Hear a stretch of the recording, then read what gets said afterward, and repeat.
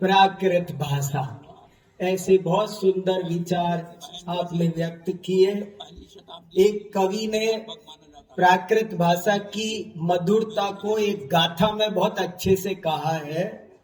परुषा सक्कय बंधा पागद बंदावि होई सुकुमारो पुरुष महिलाणम जेत्यमिहंतरम तेत्यमिमाणम, के प्राकृत महिला के समान है और संस्कृत पुरुष के समान है। जैसा पुरुष और स्त्री में अंतर है, ऐसा संस्कृत और प्राकृत में है। जन जन को कितनी सरलता से बात समझा दी कि प्राकृत एक बहुत मधुर भाषा है। अब तक हमने सुना कि प्राकृत ज्ञान विज्ञान की भाषा है, अनेक दृष्टियों से महत्वपूर्ण है, मधुर भी है, सरल भी है, सुबोध भी है। अब हम आगे चलकर इस बात पर सुनेंगे कि इस प्राकृत भाषा के संरक्षण के क्या उपाय है, इस प्राकृत भाषा के विकास की क्या संभावनाएं हैं। और इस विषय पर मैं अपना महत्वपूर्ण वक्तव्य प्रस्तुत करने के लिए लाल बहादुर शास्त्री राष्ट्रीय संस्कृत विश्वविद्यालय के प्रोफेसर अनेकांत कुमार जैन जी को आमंत्रित करता हूं। वे पधारें।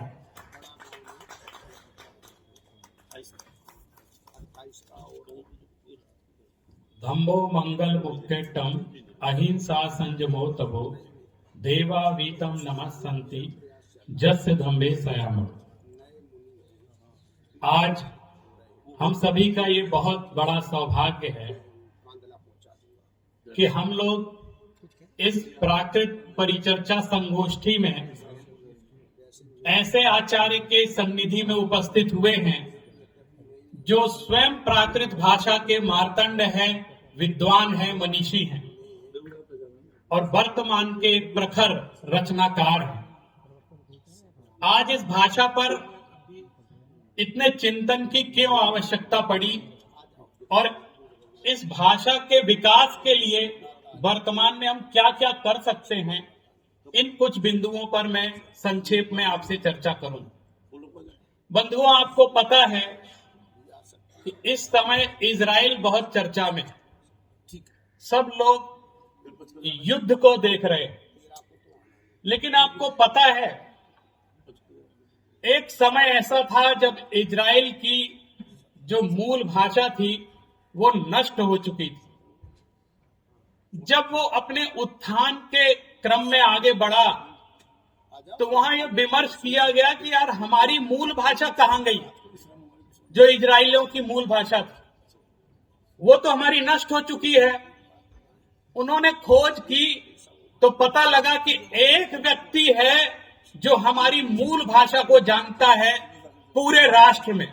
आप इस बात को गौर से सुनिएगा, पूरे राष्ट्र में सिर्फ एक व्यक्ति है जो हमारी भाषा को जानता है और हमारी मूल भाषा हिब्रू भाषा है। दोस्तों, उस राष्ट्र के लोगों ने अपनी पूरी जिंदगी लगा दी उस भाषा को विकसित करने में और आज वो गर्व से कहते हैं कि हिब्रू हमारी राष्ट्र भाषा है। एक व्यक्ति सिर्फ जानता था। आपका तो सौभाग्य है कि आज प्राकृत भाषा को जानने वाले 500,000 लोग इस देश में विद्यमान हैं और हमारे पूज्यवर आचार्य श्री एवं अनेक मुनिराज, अनेक संत, अनेक कारिका माताएं, अनेक विद्वान प्राकृत में सिर्फ जानते ही नहीं बल्कि नई नई रचनाएं भी कर रहे। तो ऐसा क्यों नहीं हो सकता कि हम अपने आगम की भाषा को पुनर्जीवित कर। आपको पता है जैसे हम लोग हिंदी बोलते हैं ना, वैसे ही पहले लोग जो भाषा आपस में बोलते थे वो प्राकृत भाषा थी। ये बहुत कठिन नहीं है, आप चाहें तो आज भी उसको जीवित कर सकते हैं। और मेरा तो विश्वास है कि जैन समाज का बच्चा बच्चा प्राकृत भाषा को जानता है। आप कहेंगे कैसे? हमारी समाज का चाहे दिगंबर हो चाहे श्वेतांबर, हर बच्चा जन्म होते ही साथ उसको नमोकार मंत्र सिखलाया जाता है और आप जानते हैं णमोकार मंत्र प्राकृत भाषा में, तो हम ये कैसे कह दें कि हमारे यहां लोग प्राकृत भाषा नहीं जानते। तो इस दृष्टि से आप आशावादी रहिए, और जब जनगणना हो और आपके पास कोई घर में आए और पूछे कि आप कौन सी भाषा बोलते हैं, तो आप कहिए मैं प्राकृत भाषा बोलता हूं। और अगर कहे बोल के दिखाओ, तो चत्तारी का पाठ शुरू कर देना, णमोकार मंत्र का पाठ शुरू कर देना। वो जनगणना वाला घबरा के लिख देगा कि भैया प्राकृत भाषा इतने लोग बोलते हैं। आपको पता है संस्कृत भाषा मृत प्राय भाषा मानी जाने लगी थी, और इंदिरा गांधी के समय सारे विद्वान वहां पहुंचे, कहने लगे आप संस्कृत भाषा को बचाइए। तो उन्होंने कहा क्या कोई इस देश में है जो संस्कृत बोलता है? तो वो लोग घबरा गए, कहने हमें ऑन रिकॉर्ड चाहिए, कोई संस्कृत बोलने वाला है। तो जनगणना का पूरा डाटा इकट्ठा किया गया, तो बनारस का एक संस्कृत का विद्वान था जिसने जबरदस्ती वहां लिखवाया था कि मेरी मातृभाषा संस्कृत है, नोट करो। उस उदाहरण को लेकर के पूरी संस्कृत भाषा का विकास प्रारंभ किया। सरकार ने यह माना कि संस्कृत लोग बोलते हैं। आप अपने वैभव को पहचानिए, मैं ये कहने के लिए आया हूं। आपको पता है, आप उस बच्चे की कल्पना कर सकते हैं जो अपनी मां की भाषा को नहीं समझता है, वो अपनी मां को कैसे पहचानेगा? जिनवाणी हमारी माता है, और जिनवाणी की भाषा प्राकृत भाषा है। यदि हम प्राकृत भाषा को नहीं समझते हैं, तो अपनी मां की भाषा को नहीं समझते हैं। मैं ये कहना चाहता हूं, हिंदी हमारी राष्ट्रभाषा है, लेकिन हम जैनों को ये छाती ठोक के ये बात कहनी चाहिए कि प्राकृत भाषा हमारी मातृभाषा है, क्योंकि जिनवाणी हमारी मां है और मां प्राकृत में बोलती। आपको इस प्राकृत की रक्षा क्यों करनी चाहिए, इस बात पर मैं बल देना चाहता हूं। मैं बात इसलिए कहना चाहता हूं कि यदि आधुनिक युग में हमें जीवित रहना है, तो हमें मैकाले की उस पद्धति का तिरस्कार करना पड़ेगा जिसने ब्रिटिश राज्य में आकर के सबसे पहले ब्रिटिश को सलाह दी कि यदि इस देश पर आपको कब्जा करना है, यदि इस देश की आत्मा को छीनना है, तो इनकी भाषा को बदल दो। उसने अंग्रेजी भाषा को प्रश्रय दिया और पूरी की पूरी शिक्षा पद्धति ऐसी तैयार की कि हमारे सामने अधिक से अधिक क्लर्क रहें, हमारे सेवक रहें और अंग्रेजी में काम करना सीखें। उसने ये सिखाया किसी देश को जीतना है तो उसकी आत्मा को नष्ट कर दो, यानी उसकी भाषा को नष्ट कर दो। और हमने इसमें सहयोग दिया, हमने अपनी प्राकृत भाषा संस्कृत भाषा को नष्ट कर दिया और अंग्रेजी के व्यामोह में अपनी पूरी संपदा को लुटा। आज हम आगम नहीं जानते हैं, आज हम अपने पुराणों को नहीं पढ़ पाते, जिसमें ज्ञान विज्ञान भरा हुआ है। उसका कारण क्या है? क्योंकि हम अपनी भाषा नहीं जानते। एक बार मैं ऐसे भाषा पर व्याख्यान दे रहा था, तो जैसे हमारे भाई साहब पंकज जी आईएएस ऑफिसर यहां विराजमान हैं, तो वहां एक प्रशासनिक अधिकारी विराजमान थे। उन्होंने एक बात कही, बोले आप प्राकृत के संरक्षण की बात कर रहे हैं, बड़ी महत्वपूर्ण है, मुझे तो हिंदी की चिंता हो रही है। अभी बच्चों से ये कहा जाए 53, 54, 58, तो वो उसका अर्थ नहीं समझते हमारे बच्चे। तो आप क्या कल्पना करते हैं कि हम अपनी जिनवाणी की संरक्षण कर पाएंगे? इसलिए बहुत जरूरी है कि हम अपनी भाषा का संरक्षण करें। मैं कुछ छोटे मोटे उपाय यहां लेकर आया हूं। राजनीतिक स्तर पर, राजकीय स्तर पर तो जो कार्य होने चाहिए वो होने ही चाहिए, लेकिन चैरिटी बिगिंस फ्रॉम होम, हमको अपने घर से क्या प्रारंभ करना चाहिए, ये बात मैं आपसे कहना चाहता हूं। मुझे श्वेतांबर भाइयों की एक परंपरा बहुत अच्छी लगती है। जब वो अपने संतों को नमन करते हैं तो बोलते हैं मथेण बंदाम, वो प्राकृत का प्रयोग करते हैं। और जब हम अपने गुरुजनों को नमन करते हैं तो हम कहते हैं नमोस्तु, हम संस्कृत में बोलते हैं।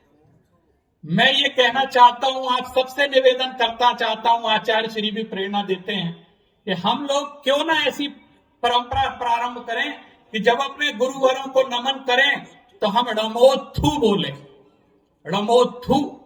और जब हम आपस में आजकल जय जिनेन्द्र बोलते हैं, तो एक नई परंपरा ऐसी भी प्रारंभ करें कि जब हम अपने साधर्मी जनों से मिलें तो हम डमो जिडाणम बोलें। आप डमो जिडाणम बोलेंगे तो जिनेंद्र भगवान को नमन भी हो जाएगा, रिद्धि मंत्र का पाठ भी हो जाएगा और अभिवादन भी हो जाएगा और प्राकृत भाषा का संरक्षण भी हो जाएगा। आज से ये बात प्रारंभ कर सकते हैं और जब हम प्रयोग में लाएंगे तो धीरे धीरे आगे बढ़ेंगे। एक बात ये कहना चाहता हूं, आपको भाषा सुरक्षित रखनी है तो शब्दों को बचाकर रखिए। एक एक शब्द सीधे भाषा नहीं बोल सकते तो शब्द कम से कम वो चुन ले। जैसे हमने देखा हमारे श्वेतांबर भाइयों में वो कहते हैं कि मैं आज पच्चखान कर रहा हूं और हम लोग कहते हैं प्रत्याख्यान कर रहे हैं। ये शब्द कैसे सुरक्षित आगम के रहेंगे? आप भी बोलिए मैं पच्चखान कर रहा हूं। ऐसे ऐसे शब्द आगम के इकट्ठे करिए और उसको अपने व्यवहार में प्रयोग में लाइए तो देखिए एक दिन प्राकृत भाषा पुनर्जीवित होकर हमारे सामने आ जाएगी। इसका सबसे बड़ा फायदा यह होगा कि जब एक एक शब्द आपको प्राकृत का याद हो जाएगा तो कभी आप आचार्य कुंद कुंद का समय सार पढ़ेंगे और कभी आप धर सेनाचार्य का षटखंडागम पढ़ेंगे तो आपको प्रतीत होगा कि आप पंक्ति पढ़ते जा रहे हैं और आपको अर्थ का बोध होता जा रहा है। आप कितनी बड़ी संपदा को साक्षात प्राप्त कर लेंगे। इसलिए हमें जैन समाज के भीतर लोग कहते हैं प्राकृत पढ़ना चाहिए, मैं कहता हूं चाहिए नहीं, प्राकृत पढ़ना अनिवार्य होना चाहिए। बिना प्राकृत के दीक्षा भी नहीं होनी चाहिए। पहले आगम भाषा इसका ज्ञान प्राप्त करो, उसके अनंतर तुम्हारा गुण स्थान बढ़ेगा, उसके बिना तुम्हारा गुण स्थान नहीं बढ़ेगा। क्योंकि भाषा यदि आप नहीं जानते हैं तो आगम के मर्म को नहीं समझ पाएंगे, तत्व को नहीं समझ पाएंगे तो सम्यक दर्शन कैसे होगा। इसलिए इसको इतना अनिवार्य मानना चाहिए। और मैं ये कहता हूं, कुछ कुछ सुझाव देता रहता हूं कि हमारे पूरे देश में जितने भी साधु संघ हैं वो ये निर्णय करें कि हमारे संघ में कम से कम 15-20% साधु साध्वी मुनि आर्यिका प्राकृत के विशेषज्ञ विद्वान बनेंगे और समाज में जब भी चातुर्मास हो तो एक प्रशिक्षण शिविर प्राकृत का भी जरूर लगाएंगे। तो आप देखना कैसे प्राकृत भाषा का विकास नहीं हो सकता। और भी बहुत सारे उपाय हैं, समय ज्यादा नहीं है, लेकिन एक विचार मेरे मन में बहुत समय से चल रहा है, वो आपके सामने प्रस्तुत करना चाहता हूं। एक तो प्राकृत की एक सेपरेट वेबसाइट बननी चाहिए। आज हमारे आधुनिक जो शोधकर्ता हैं, चाहे देश में चाहे विदेश में, वो लाइब्रेरी खोजने के लिए नहीं जाते, वो सारा का सारा काम गूगल पे खोज के करते। हमने बहुत सारी पीडीएफ डाउनलोड कर दी, वहां अपलोड कर दी, लोग उसको भी पढ़ लेते हैं, बहुत अच्छा काम है। लेकिन आप मैनुअल टाइपिंग करके यूनिकोड में यदि सारे के सारे ग्रंथ अपलोड कर देंगे और कॉपी पेस्ट की परमिशन दे देंगे तो आप देखिए देश और विदेश में लोग प्राकृत मूल आगमों के उद्धरणों को अपने शोध ग्रंथों में देना प्रारंभ कर देंगे। वर्तमान में वो सिर्फ नंबर लिखते हैं, गाथाएं नहीं लिखते हैं, क्योंकि कहते हैं ये प्राकृत हमसे टाइप नहीं होती। मैं ऐसे शोधार्थियों को जानता हूं, यदि उनको वो श्लोक गाथा साक्षात मिल जाए तो वो सीधे के सीधे उद्धरण देंगे और इससे हमारी मूल आगम शोध ग्रंथों में यथावत प्रस्तुत होने लगे। और भी बहुत सारे उपाय हैं। जैसे मैं एक बात ये जरूर कहता हूं, मैं अभिनंदन करना चाहता हूं राजस्थान सरकार का कि उन्होंने जैन समाज की बहुत सुदीर्घ मांग को पूरा करके प्राकृत अकादमी की स्थापना का निर्णय लिया और उसको कर दिया। दिल्ली सरकार में भी ये प्रस्ताव हम लोगों ने भेजा था, वो अभी तक पेंडिंग पड़ा है और वो आगे अभी बढ़ नहीं पाया है। मैं समस्त अपने आचार्य संघों से, विद्वानों से निवेदन करना चाहता हूं कि आप जहां कहीं भी जाएं, उन प्रदेशों की सरकार से अपने प्रभाव के माध्यम से निवेदन जरूर करें कि आप एक प्राकृत भाषा अकादमी की स्थापना करें ताकि अकादमिक स्तर पर प्राकृत को सुरक्षा मिल सके, उसका संरक्षण मिल सके। आप सभी एक संकल्प के साथ आगे बढ़ेंगे और प्राकृत को दिग दिगंत तक पहुंचाएंगे, अपनी आगम की भाषा को पुनर्जीवित करेंगे। इसी भावना के साथ आप सभी ने मुझे ध्यान से सुना। जय जिनेंद्र, रमो जिडाणा।